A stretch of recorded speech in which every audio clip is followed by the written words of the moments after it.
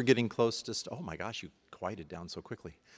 We're getting ready to start, so if you'll find your seats, please, that would be great. Will you also join me in the grand ritual of the silencing of the phones, please? That would be great if you could turn them to silent or off for the duration, and we'll get started in just a minute. You can continue to talk. I'll let you know.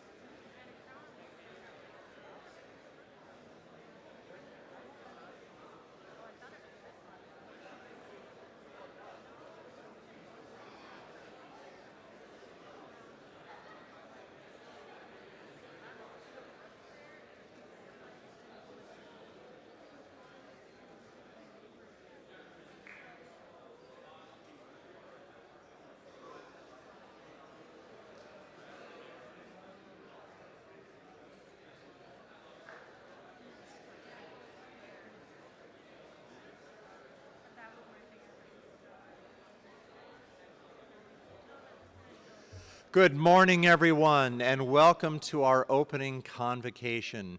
Will you all please rise for the procession of the faculty?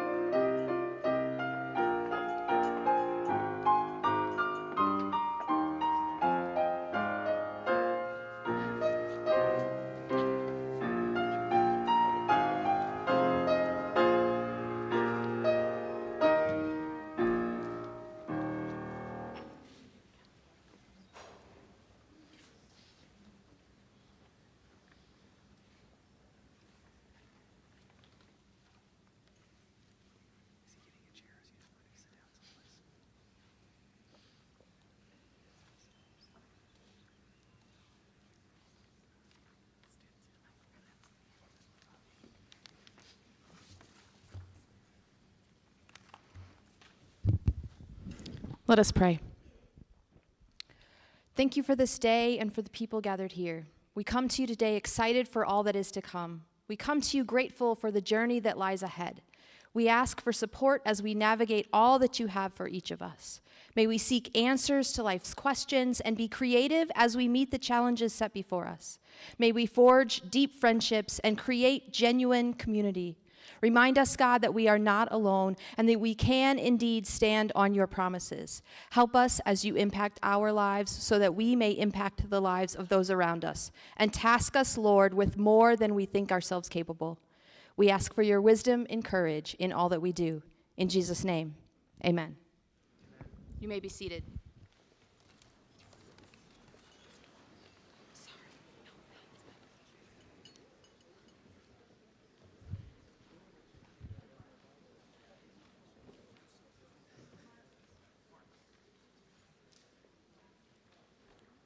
Welcome, faculty, staff, students, and distinguished alumni. Today is a special day as we officially recognize the class of 2027, celebrate the achievements of a graduate whose early successes were shaped in part by the University of Jamestown, and we recognize the special people who supported this graduate in her journey to success.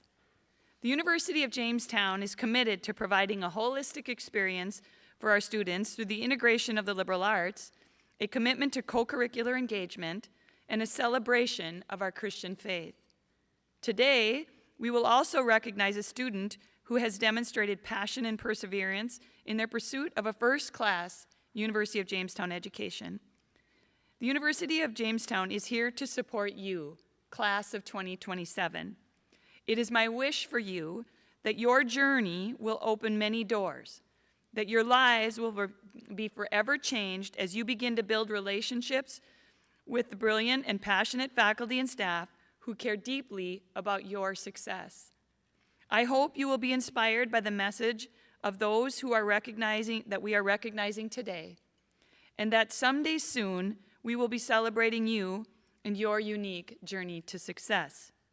Please join me in welcoming your Student Senate President, Paige Elhart, to the podium.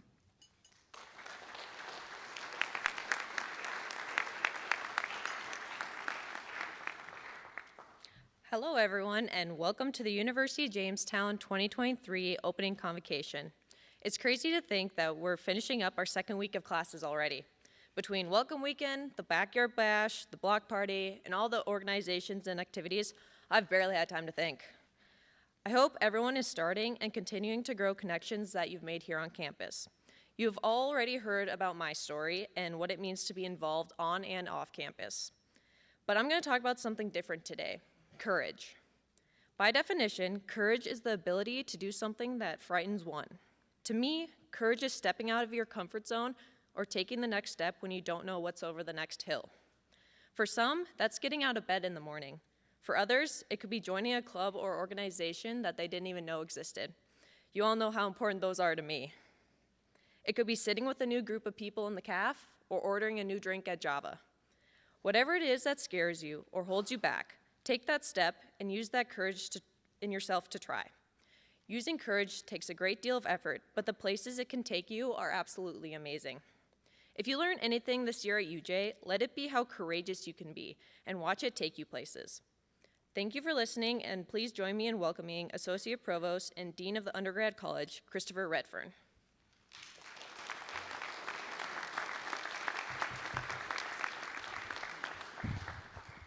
Thank you, Paige.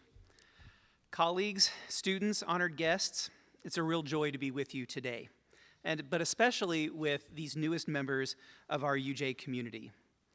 The title for my address today is Discovering the Possible in Life. Over the years, I've developed a list of core values that I try to emulate in my personal and my professional life. These values speak to me as reflections of my current beliefs, but also as aspirations of what I hope to become in the future. It has been a meaningful metacognitive exercise to try and understand my own thinking and motivations. As part of this exercise, I've also discovered quotes or sayings that encapsulate my feelings about many of these values. For example, My belief that I have the ultimate control over my level of cheerfulness or happiness is best stated by a quote usually attributed to Abraham Lincoln. Most people are about as happy as they make their minds up to be. Additionally, I've come to understand that trust is at the root of every successful relationship, and that ultimately trust is a choice. We choose to trust others long before we know them well, at work or in personal relationships. Some people believe that trust must be earned, but I disagree. It can be strengthened, yes, but never earned. We humans mess up far too much to continue to live in society together if trust must be earned before it can exist. I feel that Albert Einstein summed this up well. The most important decision we will make is whether we believe in a friendly or a hostile universe. I also believe in the value of achievement. It is, by definition, the attainment of an ambition, a result gained by great effort, skill, and/or talent. My parents raised me to be a striver, and I know that I'm in a room full of people who share that trait. It seems to be a part of the American ideal to be constantly striving to do something better, to be better. President John F. Kennedy said this when announcing the Apollo moon landing program back in 1963. He said, "We choose to go to the moon in this decade and do the other things, not because they are easy, but because they are hard. Because that goal will serve to organize and measure the best of our energies and skills. Because that challenge is one we are willing to accept, one we are unwilling to postpone, and one we intend to win." I love what President Kennedy says here. He knows it's going to be difficult, but he accepts that difficulty willingly as the price to pay for progress. I love the swagger he has when he says that he intends to win the contest of who's going to put the first human on the moon. That kind of confidence can carry you far. One of North Dakota's adopted sons, another U.S. president, Theodore Roosevelt, gave a recipe for achievement that I have found personally fulfilling. He says, "Do what you can with what you have where you are." For the next few minutes, I'd like to talk about each of the three components of his statement and how it might help you. First, do what you can. When thinking of achievement, we tend to think of our own efforts as the primary ingredient, and rightfully so. The biggest impact we can have on the outcome of any situation is the quality of our own efforts. It's also the component of success in which we have the most control. In any endeavor, you know when you have put forth your best efforts or when you've been phoning it in. There may be some areas in your life in which you are content with a level of achievement less than expert, and that's just fine. It's perfectly fine to have a hobby or an avocation in which your final goal is novice or an intermediate level of achievement. That would describe my commitment to basketball. However, you alone know when you have done what you can, and whether you have additional effort to give in the pursuit of your goal, or, as I tell my kids, do it right or do it twice. The second part of Roosevelt's statement, do what you can with what you have, this part of his statement deals with the effective utilization of your resources. Most people think of resources in terms of money, raw resources, or other kinds of materials.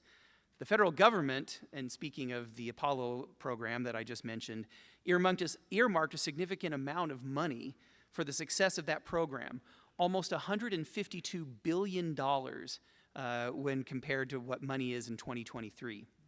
You will certainly not have the resources that NASA had. However, I would argue that the most important personal resource you have is time. K. Anders Ericsson, a Swedish psychologist and professor at Florida State University, found in his studies that it takes about 10,000 hours of work to become an expert in a field. Others have taken that work and expanded on it. But if Dr. Ericsson's math is to be trusted, then some experimenting with it can be helpful.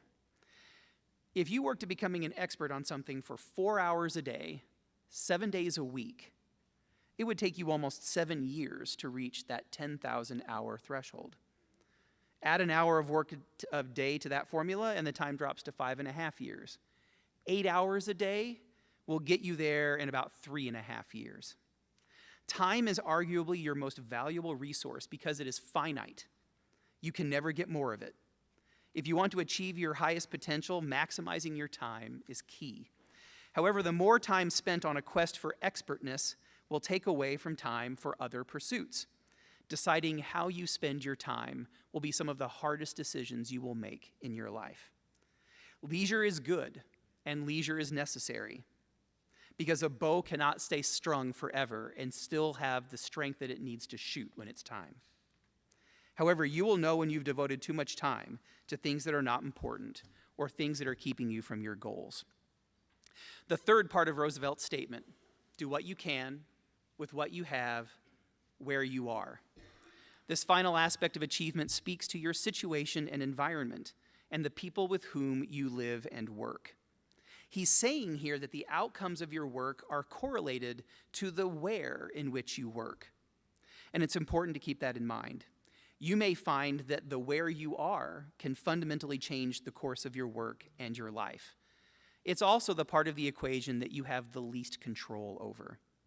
To me, this part of Roosevelt's statement is an invitation to accept that every situation is unique and that my achievement in any area is directly impacted by the people around me and the place that I find myself in. Fortunately for us, improvement can be made here as well. If the where you are needs improvement so that you and others around you can achieve more, follow the advice of Gandhi and be the change you wish to see in the world. It's another really good quote I like. Be actively engaged in efforts to improve your community, serve others, volunteer more, take an interest in the well-being of those that society seems to be leaving behind. When you do, the where you are will become a better place for all. Roosevelt's statement is a recipe for seeing what is possible as the best outcome in any endeavor. It's not just how hard you work, but your work coupled with the available resources in the place you are. It can also help you to put things in perspective and may help you to have grace for people, including yourself, whose do what you can may be less than what you think they could be offering. I promise you that everyone that you meet has a part of their life that is in crisis, and that will have an impact on what they can offer. Your patience in that situation will strengthen the where you are part of the equation, because at some point you're going to need that grace from someone else. Roosevelt's statement can also push you past what you think is possible. I've long admired President Jimmy Carter, his integrity and his commitment to his faith. I don't know if President Carter had President Roosevelt in mind when he said this, but the parallels are clear.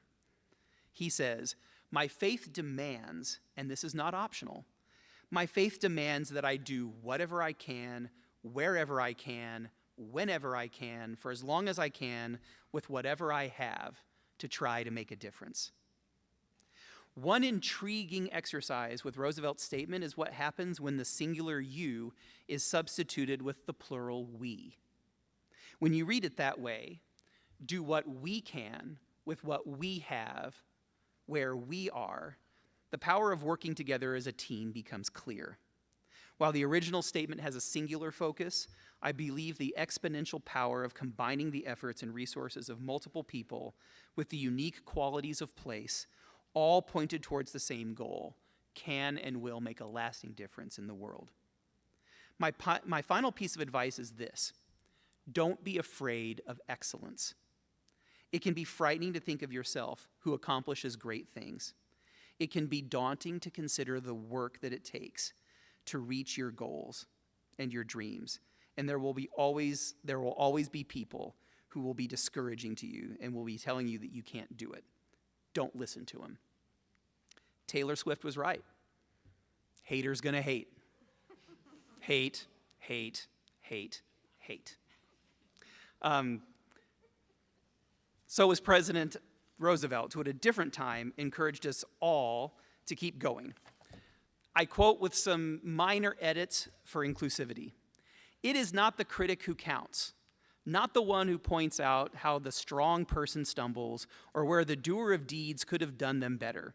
The credit belongs to the person who is actually in the arena, whose face is marred by dust and sweat and blood, who strives valiantly, who errs, who comes short again and again, because there is no effort without error and shortcoming, but who does actually strive to do the deeds, who knows great enthusiasm, the great devotions, who spends themselves in a worthy cause, who at the best knows in the end the triumph of high achievement, and who at the worst, if they fail, at least fails while daring greatly, so that their place shall never be with those cold and timid souls who neither know victory nor defeat.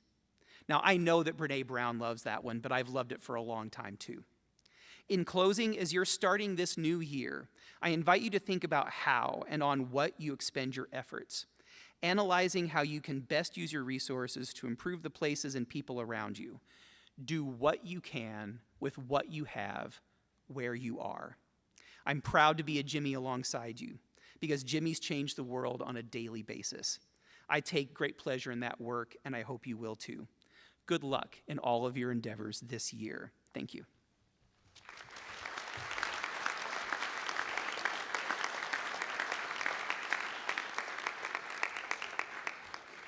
It is now my pleasure to welcome to the podium Mr. Greg Euland, Vice President of Enrollment Management, for the matriculation ceremony.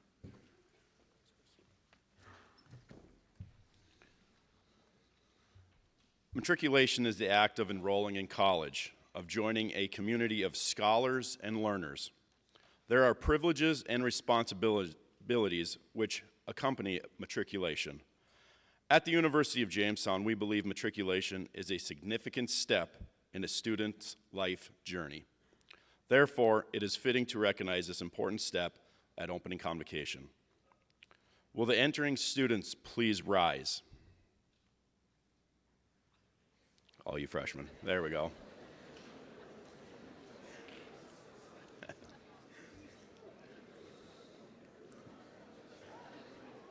President Peterson, Dean Christopher Redfern, faculty, staff, and continuing students, I am honored to present the entering class for the 2023-2024 academic year. We are very proud of this group of students. This group includes students who have demonstrated excellence not only in academics, but also in leadership, in community service, in the arts, and in athletics. They manifest a dedication to pursue advanced learning. They have selected the University of Jamestown to enable them to fulfill their dreams. Now, Dean Redfern, it is my pleasure formally to present to you, President Peterson, and to the faculty of the University of Jamestown, the entering class.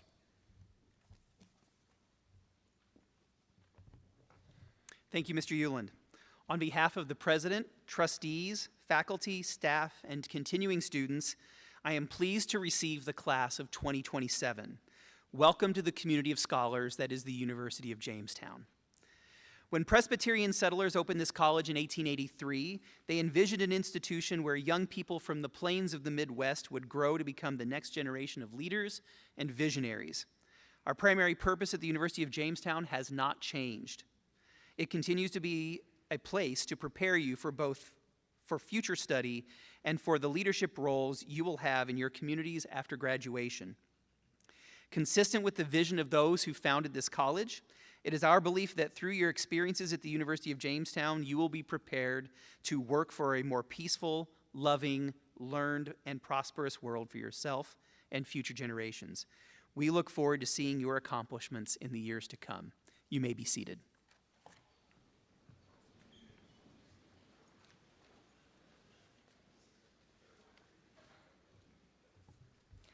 President Peterson, Dean Redfern, faculty, staff, and continuing students. My fellow freshmen and I come to you from a variety of backgrounds, urban and rural, local and regional, national and international. As we join the UJ family, we find ourselves both excited and anxious to be embarking this transformative. Though we cannot know all that is ahead, we move forward with hope and anticipation, ready to learn and grow. We are thankful to all of you for preserving this scholarly community and providing such incredible educational opportunities. We come here not only to gather a wealth of knowledge, but to widen our perspectives, to connect with and support our peers, and share our experiences with one another. We strive to work diligently to cultivate our own successes while building up those around us. We also commit ourselves to enriching this unique community and upholding its excellence by practicing personal honesty and academic integrity. We welcome your guidance and support throughout our time here, and we hope to be able to offer the same to those who follow us to the University of Jamestown. Thank you.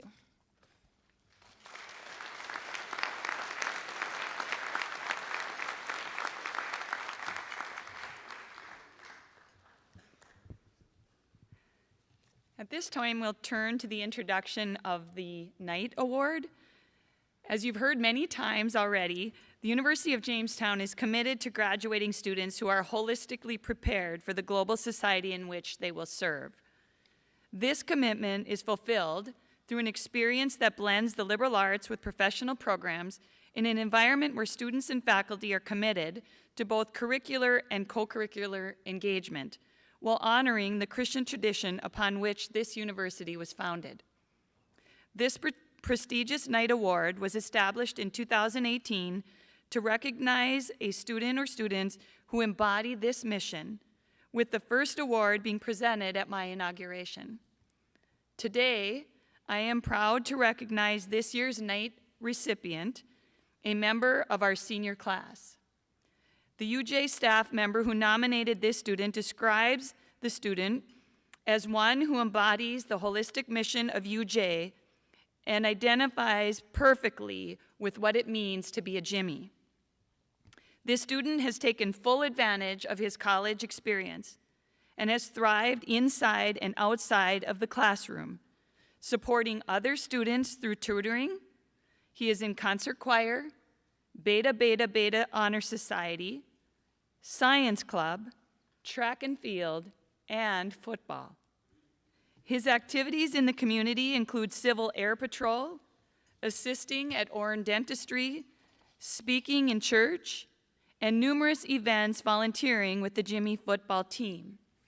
I first met this student because he spoke for us at the introduction and inauguration of the football field and track 3 years ago.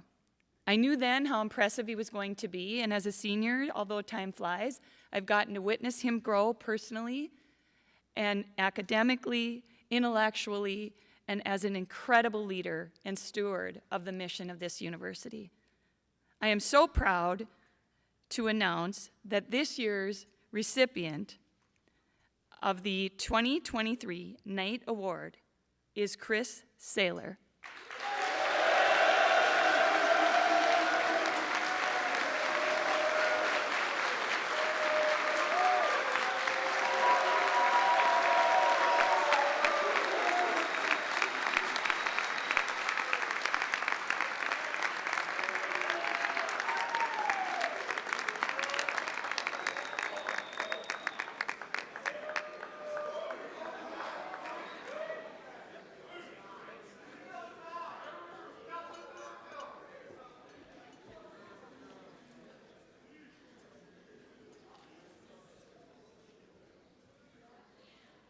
He has just a few friends.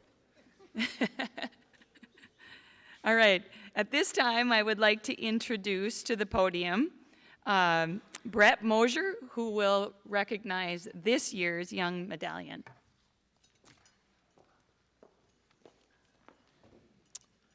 Thank you, President Peterson. The Young Alumni Medallion is presented each year to young alumni of the University of Jamestown who exemplify the characteristics of a University of Jamestown liberal arts education while demonstrating lifelong learning, community service, and character. Today, we honor one young alumna for her early successes. This graduate has not only succeeded professionally, but has shown character and success in her personal life through scholarship, volunteer work, and community involvement. In turn, she has selected a faculty mentor, someone who not only helped her succeed academically here at the University of Jamestown, but influenced her life on a personal level, challenging her to become who she is today. This year's recipient is Sarah Becker. Sarah Becker graduated from the University of Jamestown in 2014 with a bachelor's degree in biology and psychology. While here at UJ, Sarah was a standout volleyball player. The three-time All-American is still holding records here in all-time records for hitting percentage and blocks. Sarah was also a representative Jimmy, a Kennedy S. Warner Award recipient, and a college fellow in psychology. After graduating from UJ, Sarah joined the Peace Corps and spent 2 years living and volunteering in Mozambique, a country in East Africa. There, she learned how to speak Portuguese in order to teach English and chemistry to students and adults. Sarah even created an initiative to raise money to purchase English dictionaries for her adult learners. Following her time in Mozambique, Sarah's devoted and infectious personality and drive to serve others led her back here to Jamestown for a brief period of time working in student life. From there, she headed to Arlington, Virginia to pursue a master's degree in clinical mental health counseling at Marymount University. Sarah is currently working at the Emily Program, which is a nationally recognized program for eating disorder awareness, treatment, and recovery. Sarah is a therapist working in the residential level of care for eating disorder treatment. In her personal life, Sarah enjoys spending time outdoors with her partner Justin, playing volleyball and pickleball, being the most fun aunt. She tends to overwater her plants, so she wants to avoid that as much as possible. And she's recently trying not to fall off her paddleboard and when she enjoys the outdoors. Would you please welcome the 2023 Young Alumni Medallion recipient, Miss Sarah Becker.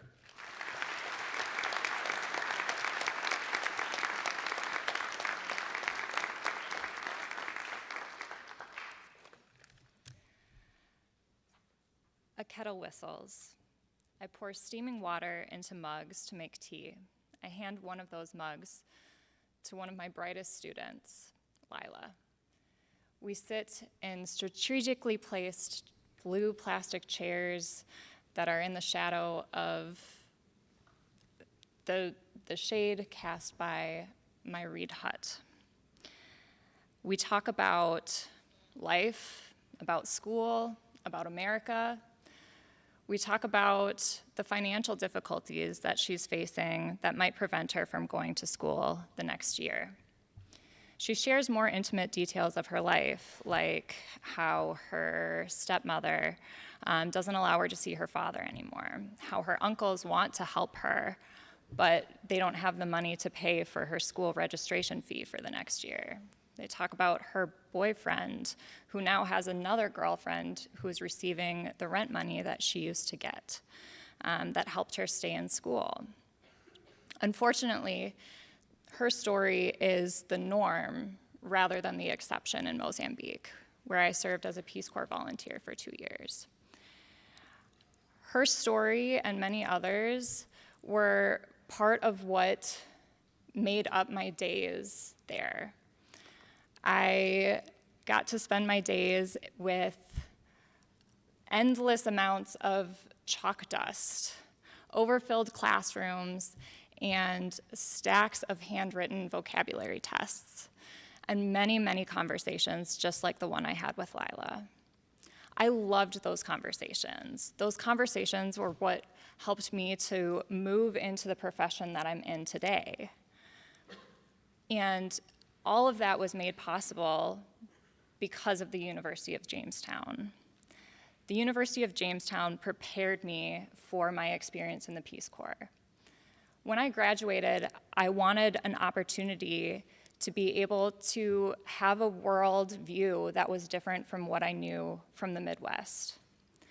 I wanted to be able to share the gifts and talents that I had and knew that I could offer to others in this world. The University of Jamestown allowed me to experience a new way of life. I got to move into Cruzy. I got to have a new friend and roommate and learn how to live with her. I got to go to the caf and try Nefla soup. If you haven't tried it yet, try it. It's great. But it was something that I had never had before. But all of those things allowed me to know that I could go out into the world and I could try something new because I had done it here. The academics here also prepared me for being able to teach others. My chemistry and science courses helped me to really know and understand the material so that I could teach others. Taking a foreign language here, I took Spanish. That translated very nicely to being able to learn Portuguese so that I could then communicate with all of the people in my community in Mozambique. I was able to be an RA while I was here, and that prepared me for being able to set boundaries. Because I had to live and work in an environment where I was helping uphold community standards, it helped me to be able to set boundaries in the classroom where I was teaching with my colleagues, and with community members in general who maybe didn't understand my culture. All of these things are ways that the University of Jamestown prepared me for Peace Corps. There are so many other ways that it has prepared me for the work that I do now in my life. And being able to do that in 5 to 7 minutes is like, to tell you all of that, there's just not enough time. The University of Jamestown was a phenomenal experience for me. And I'm so excited to be here today as all of you are starting your academic year and starting your journey here at the University of Jamestown. It's a chance for all of you to create growing experiences in both academics and life. And I really want to thank everyone here for having me and for giving me this incredible honor. I am very humbled by this. As a part of this award, I was tasked with selecting a faculty member and who was a mentor to me. So many professors came to mind, however, one eventually started to stand out. This faculty member made adding a major after my sophomore year possible. She went above and beyond to make that happen for me. She is someone who always celebrated my successes here and after graduating as well. She also made sure that I knew APA format so well that, even 4 years later when I started grad school, I still knew it. So Dana Wallace, thank you for being my faculty member, or mentor.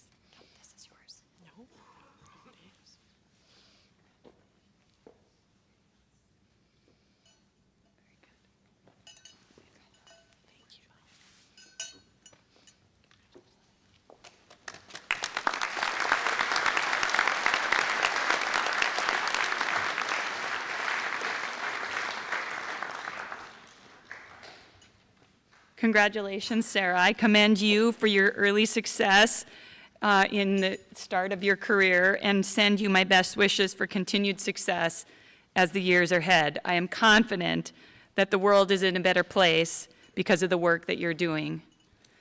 Dr. Wallace, I commend you too on receiving this very special honor today from a former student. You are a true example of superior guidance and education of the whole person and a commitment to our students that far surpasses their time here. To you, the freshmen, I hope that as we've introduced to you two of our brightest and best, one who is a senior and here is a leader among you, and to Sarah Becker, who has gone on to do amazing things as a result of some of the things that she was able to do here. Take advantage of those moments. Look up to those people. Do the things that Dr. Redfern talked about, and demonstrate courage as you're here. Courage to step out of your comfort zone. Courage to do something right. At times when it doesn't always feel like it's the popular thing to do. I have confidence in all of you, and I know that there are students in here right now who are doubting themselves, who will likely be standing right here with me 3 years from now, or standing here next to Sarah 10 years from now as we celebrate you. We all doubt ourselves. Don't worry if you doubt yourself. Challenge yourself. We are here to support you. These people are here to support you. Dana's one among many who have won medallion awards because they have supported you. We want nothing more than for you to be standing here, celebrating your journey to success. So thank you. I look forward to the day that I get to welcome you into this prestigious group. At this point, I would like to turn it over to Dr. Wallentyne, Professor and Chair of our Department of Music, who will lead us in singing the alma mater.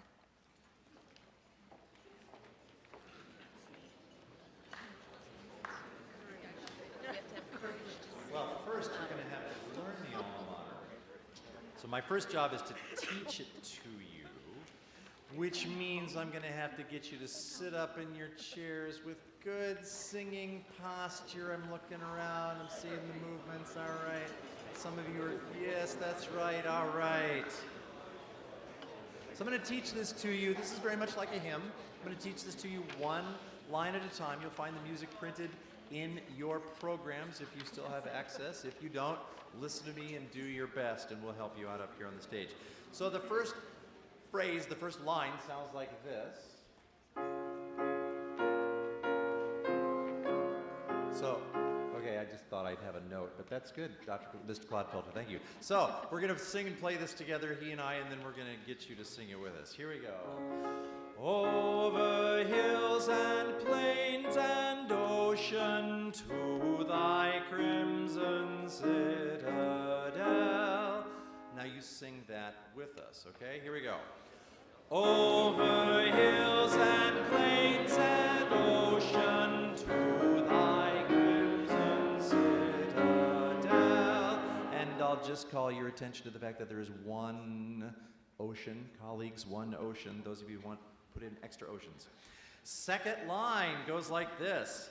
Words of cheer and pride are winging from thoughts that wish thee well. That gets kind of high, but do the best you can. Here we go. Words of cheer and pride are winging from thoughts that wish thee well. Listen to the next bit. Here we go. Alma mater, bounteous mother, now to thee our voices raise. Let's sing that line together. Alma mater, bounteous mother, now to thee our voices raise. Now in the last line, there's a little bit of a hold on the word glory. And then you get to take a breath and finish it out. So this is what it sounds like on the last line. Psalms of honor, power, and glory, grateful love and eager praise. Sing that with me. Psalms of honor, power, and glory, grateful love and eager praise. Will you all stand and join me in singing the first verse of the alma mater?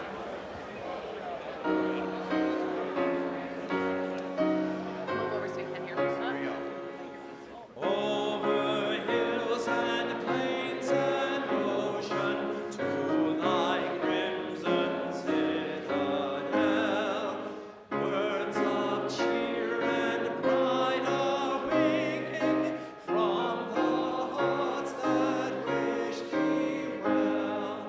Alma mater, bounteous mother, now to thee our voices raise. Songs of honor, power, and glory, grateful love and eager praise. Thank you. Good job, everyone. And now, will you all please remain standing for the benediction and for the recession?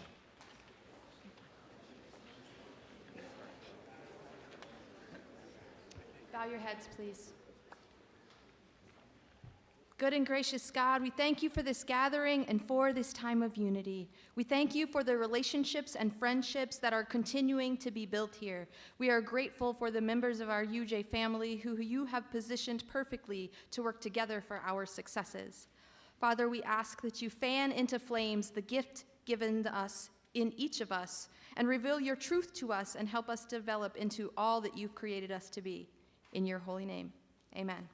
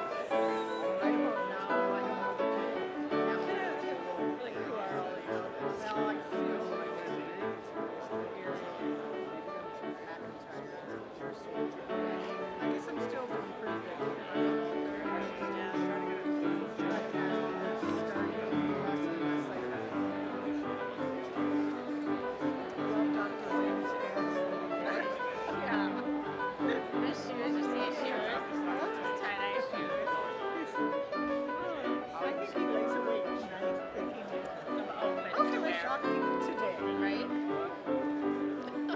I know, lame.